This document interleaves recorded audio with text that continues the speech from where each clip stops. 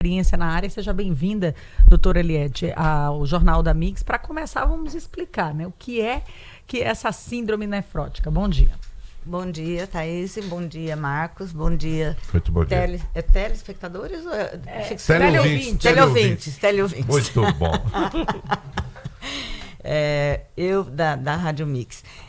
A síndrome nefrótica é uma inflamação no rim, que há no polo filtrante, na unidade filtrante dos glomérulos, que começa tudo lá pequenininho, né? Uhum. Depois a gente vai chegar no produto final tão importante para a gente, né? E o que acontece? Quando você tem uma inflamação nesse polo filtrante, você pode ter, quando a inflamação é muito grande, pode ter uma proliferação de células e pode levar assim nefrítica, que é um outro contexto, que a gente, não sei se vai caber a gente falar aqui. Na síndrome nefrótica, você tem, no poro filtrante, tem a inflamação que faz com que ocorra a perda de proteína, porque normalmente a proteína é filtrada e é reabsorvida, é aproveitada de novo pelo organismo. Quando tem uma inflamação que leve a essa quebra da membrana, vamos dizer assim, uma dissolução da membrana, a proteína sai na urina. Então, assim, é uma condição, e sai uma quantidade muito grande, né? É um dos primeiros sintomas é dolorido? Não dói. É dolorido. Não dói. Talvez o grande problema seja isso, Thaís, porque é silencioso. E aí, quando você vem dar sinais, é porque realmente já vem com um tipo de compromisso há algum tempo. Esse quadro, ele pode levar, inclusive, ao acúmulo de líquidos, inchaço e níveis baixos de proteínas que são importantes para o sangue. É o que a gente se alimenta, o que vai naturalmente nos manter, né, firmes no dia a dia. O que é que leva a isso? É uma condição ambiental ou é uma má formação genética? Pode ter má formação genética também, que é mais comum quando é má formação genética, já é de 0 a 3 meses de idade. Então já é descoberto bem antes. Mas existe na criança, vamos ter a síndrome nefrótica da criança, nós vamos falar primeiro, né? E depois o adulto. Geralmente, na criança, não tem a causa específica, provavelmente por alteração de substâncias circulantes que, na verdade, ainda não estão muito bem detectadas. E ela ocorre muito bem estabelecidas, vamos dizer. Está se evoluindo para isso. E ainda é muito caro para dosar, ainda está em pesquisa. Mas exatamente a causa, a gente não sabe quando ela é primária, né? Quando não que ela causa síndrome nefrótica, mas você não tem um fator etiopatogênico determinado. Por exemplo, a gente tem na secundária, a gente tem o lúpus, eritematoso sistêmico, que pode levar, que são causas que são conhecidas, que a gente tem como combater diretamente. Mas a maioria, na síndrome nefrótica, que não é uma lesão que varia de 2 a 7 casos em 100 mil habitantes. É rara? É rara, é uma doença rara. Em média, alguns estudos falam 5, em média 5, mas é isso. Vamos falar 5, que é mais fácil lembrar, que 2 a 7, né? Em 5 casos, 5 pacientes por 100 mil. Então, não é rara, né? Então, geralmente, nas crianças, é mais a lesão mínima glomerular, que é melhor que seja ela, em torno de 85%, e principalmente em meninos. Essa lesão mínima ocorre geralmente de 3 a 8 anos, e 3 a 6 anos, e até os 8 anos você pode ter mais recidiva, tem que ficar de olho. E 85%, felizmente, é remissão completa. Olha aí, então se fizer o acompanhamento ideal, né, a partir de exames, e é isso que a gente quer saber. É sempre detectado a partir do exame da própria urina? É ali que o médico tem que saber pedir o exame detalhado para ser um sinal de que algo está fora do controle? Isso, é super importante. Você fazer, no mínimo, o exame de urina, onde a gente vai procurar microalbuminúria, quer dizer, inicialmente, né, o começo da doença tem microalbuminúria. Que é o início, quando começa a ter a perda. Depois já a proteinúria macroscópica, que aí não é mais a microalbuminúria, é uma quantidade maior de proteína. E essa quantidade maior, na síndrome nefrótica, como eu disse antes, tem nefrítica, né? E a nefrótica. A nefrótica é quando você perde muita proteína. E aí, mais de 3,5 gramas na urina de proteínas. Aí já a Agora, urina fica espumosa. É isso que eu ia falar. Essa é uma dica que a pessoa tem que observar, a urina espumosa. Agora, é uma espumosa que deve chamar muito a atenção, né? Porque em si, naquele momento ali em que está se fazendo a evacuação, forma espuma. Só que ela se dissipa rápido. Essa espuma é uma espuma mais densa, é isso? Isso. A espuma se nota, realmente. Dá para notar a diferença, ainda mais mãe, né? Porque criança, mãe está sempre de olho em tudo, né? A síndrome nefrótica, ela pode evoluir para insuficiência renal? Pode. É aí que tá. Nós temos mais aqueles outros 15%, né? Que pode evoluir mal e pode, é mais demorado, mas que tem que ficar de olho. Não só ela pode evoluir para insuficiência renal, como ela tem que ser acompanhada, porque ela pode ter uma remissão, quer dizer, ter uma cura, e pode voltar a ter a síndrome nefrótica. Então, você tem que ficar de olho. Monitorando. Para exatamente não chegar no ponto de ter insuficiência renal. Deixa eu só uma abordagem, Marcos. A senhora falou do lúpus, da diabetes, do diabetes, da relação que tem com a síndrome nefrótica. Então, quem tem diabetes, e a gente sabe que boa parte da população tem essa condição, precisa realmente ter uma atenção maior?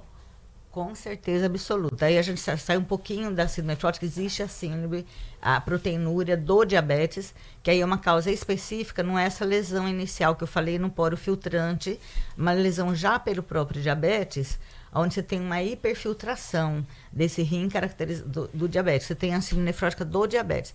Mas isso dificilmente é na criança. É já no indivíduo adulto.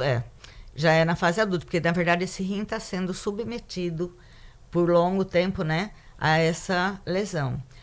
Agora, eu queria voltar um pouquinho, que é uma coisa importante, que o Marcos até comentou, você tem a perda de proteína, então, a causa principal é essa perda de proteína.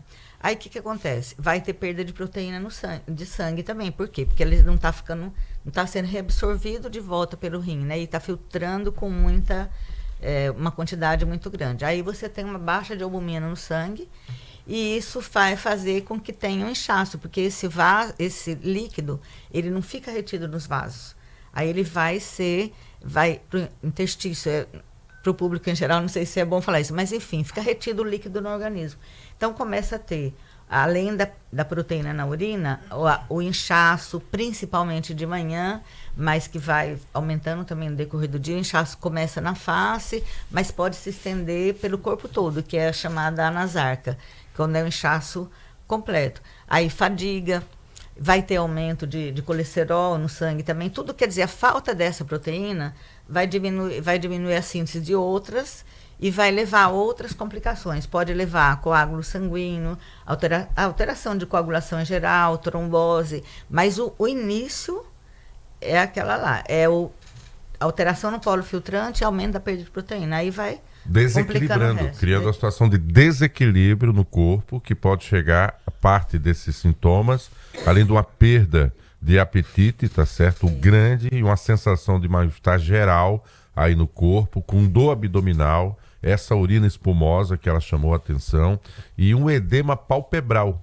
O seu olho, no entorno do seu olho, a pálpebra vai ficar inchada, então vai chamar a atenção de algum modo. Doutora Eliette Pinheiro, quem pede os exames específicos para investigar a nefrologia, essa situação envolvendo a síndrome nefrótica é o nefrologista? Sim, de preferência o nefrologista. Agora, é claro que se o clínico já detectar, pede no mínimo os exames iniciais, de usar uma creatinina, de usar o sumário de urina, a microalbuminúria, é no mínimo isso. Depois você vai evoluindo para os outros mais complexos. No caso de algumas doenças, a gente tem um padrão de idade. A partir de que idade temos que monitorar essa questão da síndrome nefrótica? Então, geralmente acontece na infância mais, nesse período, né? Até de 2 a 6 anos, quando não é a congênita. Certo. E monitorar, é assim, você tem qualquer sintoma, como você disse, começa com edema palpebral, mas aí vai se alastrando. Então, você vai ficar de olho, claro. E o exame de urina é um exame simples demais. Muito simples, muito exato. Simples e não invasivo. Então, é muito simples. O mínimo sumário de urina. E revelador, né? Para vocês, revelador. O que vai sair ali no relatório vai ser determinante para começar um tratamento. Com certeza. E é aquela história. No sumário de urina é um exame mais simples, mas se tiver uma perda grande que vai levar a síndrome nefrótica, já vai ter, no sumário de urina já aparece a proteína, porque não aparece qualquer pouquinho de proteína só, não vai ser detectado no exame simples de urina, você tem que pedir o exame da microalbuminúria, que também é no exame de urina, mas especificamente, né, a microalbuminúria.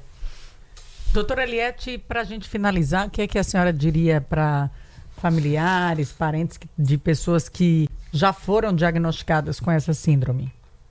Em primeiro lugar, procure um nefrologista, que vai ser bem cuidado e vai poder fazer essa diferenciação do diagnóstico etiológico que está levando, e esse acompanhamento para ver se não está evoluindo para um outro tipo, não a síndrome nefrótica benigna, né? E se for síndrome nefrótica no adulto, aí é um pouco mais complicado. Por quê? Geralmente tem que procurar uma doença sistêmica que leva a síndrome nefrótica. Como você falou, até a própria diabetes leva a síndrome nefrótica, né? Tem que investigar a causa, Tem que investigar a causa, mas doenças malignas, você tem lúpus também, tanto em criança como em adultos. Você tem outras patologias que podem estar por trás disso, levando a síndrome nefrótica. Então, a gente tem que ficar de olho no rim, mas o que está acontecendo no organismo dele. Fundamental. 6h40, está aí. A gente trouxe esse papo, né, para que você passe também a ter uma sensação de acompanhamento com o que acontece com os seus rins, né? E a pista está na urina. Então, fazer esse exame detalhado é fundamental. Quando vem dar sinais corpóreos, é porque a coisa está mais avançada. Prazer conhecê-la, doutora Eliette Pinheiro, nefrologista. Sempre que tiver uma pauta que considere relevante, volte, assim como essa da síndrome nefrótica, que a gente aprendeu um pouco hoje. Tenha um bom dia de trabalho. Bom dia, eu que agradeço, Marcos e Thaís. É sempre um prazer estar aqui e poder esclarecer um pouquinho para a população. Muito bom, obrigada. Show de bola. 6h41. Olha, você que está realizando um sonho aí da casa própria ou que vai alugar um imóvel, se liga que a solicitação da energia para a Equatorial, ela precisa fazer parte do seu planejamento, para que você não chegue no imóvel e fique com aquela surpresa.